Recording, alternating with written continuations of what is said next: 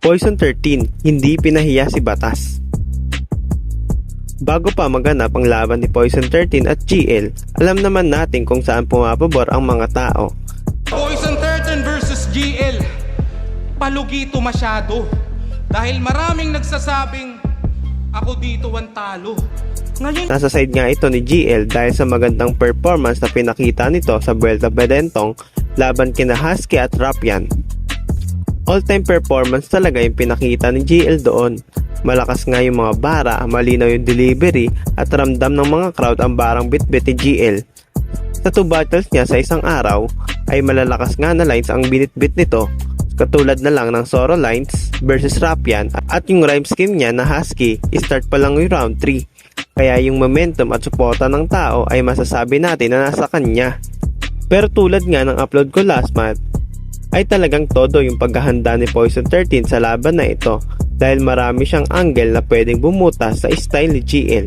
Kung hindi mo pa napapanood ay panoorin mo na lang, ilalagay ko nga ang link sa description. Hindi nga pinahiya ni Poison 13 si Batas dahil sa interview nito bago ang ahon 16 ay talagang inamin niya na ayaw niyang madapa at matalo kay GL dahil tinuturing niya itong final boss na kailangan niyang malampasan para mas umangat at patunayan na kasama siya sa mga high-tier MC sa flip top. Sinabi niya dito na palag-palag yung mga bara niya basta wag lang siyang magcha-choke. Maraming araw siyang bala na ipantatapat sa gagawin ni GL sa kanilang laban at napanood naman natin na naging totoo ito. Hindi lang maraming bala, dapat marami din akong baril. Putang ina. Paano mo yun? Anong ibig mo sabihin sa maraming baril? Marami akong atake. Marami akong pwedeng gawing atake. Pwede nga akong parang pwede akong mag-stick sa kung anong ginagawa ko. Depende sa kung anong makita kong gawin niya. O pwede kong gamitin yung gantong bagay, gantong estilo, gantong klase ng alam mo yun, yung mga ganon. Yeah, tang ina ha. Alam mong confident at talagang gegera yung mga bara ni Poison dahil kahit nga malakas yung pinapakitang performance ni GL sa round 1 ay tamang ngiti lang ito.